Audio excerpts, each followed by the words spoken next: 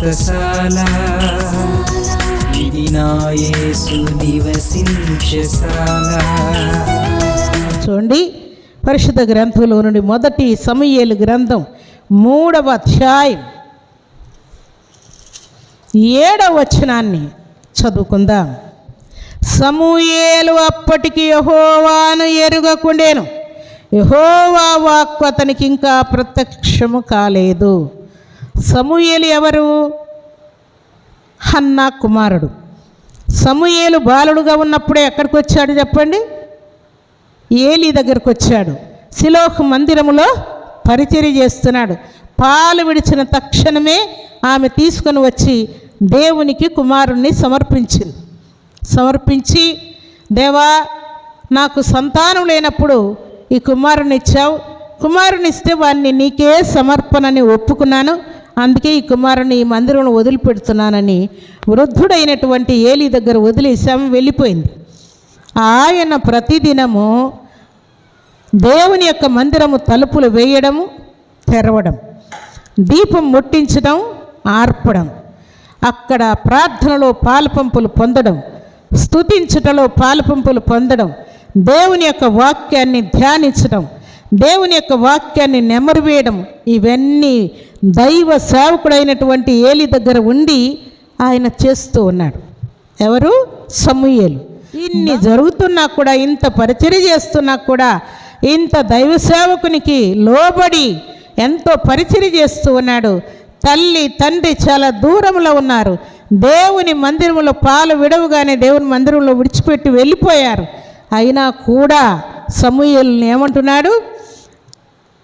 సమూయేలు అప్పటికి యెహోవాను ఎరుగకుండెను అంటూ ఉన్నాడు. అనగా మనం కూడా దేవుని నమ్ముకుంటే దేవుడు మాకు తెలుసు తెలుసు తెలుసు అనుకుంటూ ఉంటాం. సమూయేలు కంటే మనం ఎక్కువ చేసి ఉంటామా? సమూయేలు కంటే ఎక్కువగా లోబడి ఉంటామా? సమూయేలు కంటే కూడా సమర్పణ కలిగి ఉన్నామా?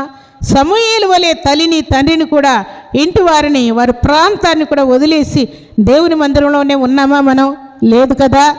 అయినా కూడా సమూయేలు దేవుణ్ణి ఎరుగకుండెను అని వ్రాయబడం.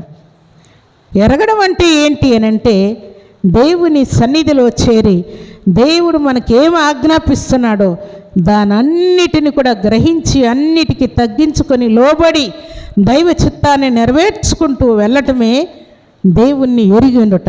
ఇంకొక మాట అక్కడ ఏమని రాయబడిందంటే చూడండి, యెహోవా వాక్కు అతనికి ఇంకా ప్రత్యక్షము కాలేదు.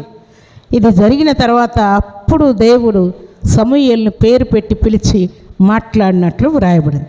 దేవుని సన్నిధిలో చేరిన మన జీవితాల్లో కూడా ప్రార్థన చేస్తే దేవుడు నాకు తెలుసు, వాక్యం చదివితే దేవుడు నాకు తెలుసు, దేవునికి అర్పణిస్తే దేవుడు నాకు తెలుసు అని మనం అనుకుంటూ ఉన్నాం. సాక్ష్యం పలికితే దేవుడు నాకు తెలుసు అనుకుంటూ ఉన్నాం. కానీ ఇది దేవుని గురించి ఎరిగినటువంటి సంగతి కాదని దేవుడు జ్ఞాపకం చేస్తున్నాడు. ఏం చేయాలని అనంటే, దేవుని యొక్క లోతైన సంగతులు మనం గ్రహించాలని దేవుడు ఆశపడుతున్నాడు. అందుకే దేవుణ్ణి ఎరుగువారు గొప్ప కార్యములు చేయుదురని దేవుడు జ్ఞాపకం చేస్తూ ఉన్నాడు.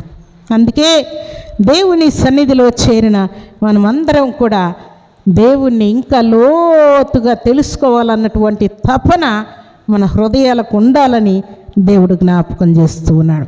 అందుకే సమూయేలే నిన్న నేడు నిరంతరం ఏకరీతిగున్నటువంటి దేవుణ్ణి నిత్యము ఆరాధిస్తున్నటువంటి బాలుడైనటువంటి సమూయేలుని దేవుణ్ణి ఎరగకుండేను అంటా ఉంటే, ఎప్పుడో వారానికి ఒకసారి దేవుని సన్నిధిలో వచ్చి కూర్చొని వెళ్ళిపోతే దేవుని గురించి మనం ఏం తెలుసుకుంటాం? ఏమి ఎరిగి ఉన్నామని దేవుడు మనకు కరెక్ట్గా సంబంధం కుదిరిందని ఒప్పుకుంటాడు దేవుడు. చెప్పండి ప్రియులారా, దేవుని సన్నిధిలో చేరిన మనం దేవుని సంగతులు గ్రహించడానికి లోతుకు వెళ్ళాలని దేవుడు ఆశపడుతున్నాడు. దేవుని సంగతులు ఇంకా లోతుకు వెళ్ళి మనం గ్రహించాలని దేవుడు ఆశపడుతున్నాడు. అందుకే దేవుని సన్నిధిలో చేరినటువంటి దేవుని బిడ్డలు దేవుణ్ణి ఎరిగి ఉంటే దేవుని కోసం నిందించబడతారు. భక్తులైనటువంటి వారు ఎందరో దేవుణ్ణి ఎరిగి ఉండి త్యాగపూరితమైన భక్తి జీవితాన్ని కొనసాగించారు. ఉదాహరణకు పరిశుద్ధ గ్రంథంలో రెండవ రాజుల గ్రంథం 4వ అధ్యాయం 9వ వచనంలో షునేము పట్టణస్థురాలు తన భర్తతో ఈ మాట అంటా ఉంది, అయ్యా, మన ఇంటికి వచ్చుచూ పోవచ్చున్నటువంటి వ్యక్తి గొప్ప దైవజనుడని నేను ఎరుగుదును అంటా ఉన్నాడు. అందుకని ఆయన గొప్ప దైవజనుడు గనక మన ఇంటి మీద ఒక ఇల్లు వేద్దాం, ఆ ఇంటిలో ఒక మంచం సిద్ధపరుద్దాం, ఒక పీటను సిద్ధపరుద్దాం, ఒక దీపాన్ని సిద్ధపరుద్దాం, ఒక బల్లను సిద్ధపరుద్దాం. ఆయన వచ్చినప్పుడు అంతా మన ఇంట్లో ఉండకుండా ఆయన గదిలో ప్రార్థన చేసుకుంటూ విశ్రాంతి తీసుకుంటూ ప్రత్యేకముగా పరిశుద్ధంగా ఉండటానికి వీలు కలుగుతుంది కనుక ఆయన కోసం ఇవన్నీ ఏర్పాటు చేద్దాం అని చెప్తా ఉందంట. దేవుణ్ణి ఎరిగిన వారు చేసేటువంటి శ్రేష్టమైనటువంటి కార్యాలు ఇవి. ఈమె దేవుణ్ణి ఎరిగి ఉన్నానడానికి రుజువు ఏంటంటే దైవజనుణ్ణి ఆమె ఎరిగి ఉన్నది ప్రియులారు.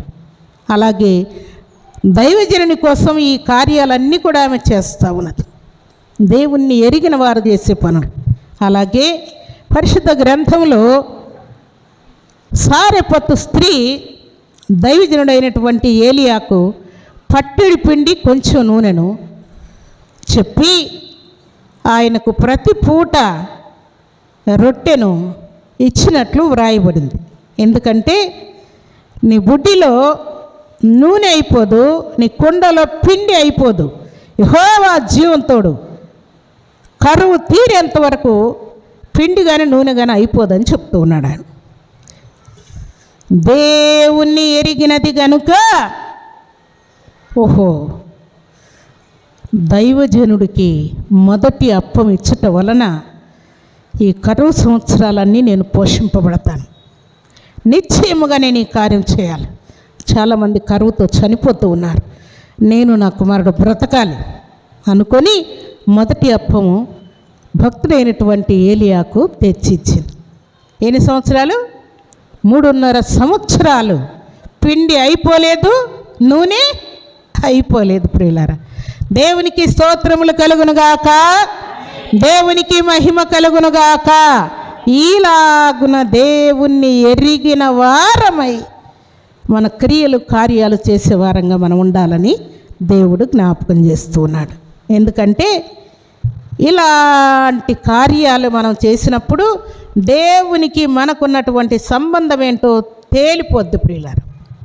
అలాగే సర్వశక్తిమంతుడైనటువంటి దేవాతి దేవుణ్ణి ఎరిగిన వారు ఏం చేస్తారు అనంటే దేవుని కోసం ఎంత కష్టం వచ్చినా, చివరికి ప్రాణాపాయ పరిస్థితి వచ్చినా కూడా దేవుణ్ణి ఎరిగిన వారుగానే ఉంటారు ప్రియులారు. అంతే, వెనక్కి వెళ్ళరు ప్రియులారు. ఎందుకంటే భక్తులైనటువంటి దానియేలును సింహబోన్లో వేసినప్పుడు వెనక్కి వెళ్ళలేదు. సింహబోన్లో వేస్తారా? అలాగైతే నా వల్ల కాదు, నేను ప్రార్థన చేయడం మానేస్తాను అనలేదు. దేవుణ్ణి ఎరిగిన వారు గొప్ప కార్యములు చేయుదురన్న మాట తూచ తప్పకుండా భక్తుడైన దానియేలు జీవితంలో జరిగించి అనేకులు దానియేలు దేవుడే సజీవుడైన దేవుడని గుర్తించేటట్టుగా దేవుడు ఘనకార్యం చేసి చూపించాడు. మనం చదువుకున్న మాట ప్రకారం దేవుని ప్రజలతో, దేవుని ప్రియ బిడ్డలతో లేక దైవ సేవకులతో మనము గడుపుతూ ఉంటే, వారిని ఫాలో అవుతూ ఉంటే, వారిని అనుసరిస్తూ ఉంటే, వారి ప్రార్థనను మనం అనుసరిస్తూ ఉంటే మనకు కూడా బలము, ఆ శక్తి, ఆ ప్రభావము తప్పకుండా కలుగుతుంది. నిజంగా మనం దేవుణ్ణి ఎరిగిన వారమైతే బలం కలిగి ఉంటాం. దేవుణ్ణి ఎరిగిన వారమైతే తప్పకుండా దేవుడు మన జీవితాల్లో గొప్ప కార్యములు దేవుడు చేయబోతూ ఉన్నాడు. కాబట్టి శుభదినాన దేవుడు మనకిస్తున్నటువంటి మాట, దేవుణ్ణి మనం కలిగి ఉంటే తప్పకుండా దేవుని కొరకు ప్రార్థించాలి, ప్రకటించాలి, సాక్ష్యం పలకాలి, దేవుని కొరకు త్యాగపూరితమైన జీవితం కలిగి ఉండాలి. అలాగే త్యాగపూరితమైన అర్పణలు ఇవ్వాలి. దేవుణ్ణి మనం కలిగి ఉంటేనే ఏదైనా మనం సాధిస్తాం. అందుకని దేవుణ్ణి మనం కలిగి ఉండని కారణం చేత దేవుడు మనల్ని పక్కన పెడుతూ ఉంటాడు. నువ్వు పక్కన ఉంటారా? ఇంకా అమ్మ నువ్వు కొద్దిగా పక్కకుండు, నీ వల్ల ఏ పని కాదు, కానీ నా శక్తిని, నా సామర్థ్యాన్ని, నా పరిశుద్ధాత్మను వరమును, నా ప్రవచన వరమును నువ్వు పొందలేవు, కొంచెం పక్కకుండు. ఇంకా నీలో చాలా బలమైనటువంటి కార్యాలు, సాతాను సంబంధమైన కార్యాలు, లోక సంబంధమైన కార్యాలే బలంగా ఉన్నాయి, కానీ నా కార్యాలు నీలో బలముగా లేవని దేవుడు పక్కన పెడుతూ ఉంటాడు. కాబట్టి తమ దేవుని ఎరుగువారు బలము కలిగి గొప్ప కార్యములు భక్తులు ఎలాగున చేశారో దేవుని సన్నిధిలో చేరిన మనం కూడా ఇక మీదట దేవుణ్ణి ఎరిగిన వారముగా ఉండాలి. మన మాట, తీరు, వైఖరి, పద్ధతి, క్రియ, కార్యాలన్నీ కూడా దేవుణ్ణి ఎరిగిన వారు ఎలాగుంటారో అలాగుండాలని దేవుడు కోరుకుంటూ ఉన్నాడు. బలము కలిగి దేవుని కొరకు గొప్ప కార్యములు చేయవారముగా మన ముందుగాక. అలాంటి కృపా భాగ్యం సర్వశక్తిమంతుడైనటువంటి దేవాతి దేవుడు సర్వసమృద్ధిగా మనందరికీ అనుగ్రహించి ఆశీర్వదించునుగాక. ఆమేన్.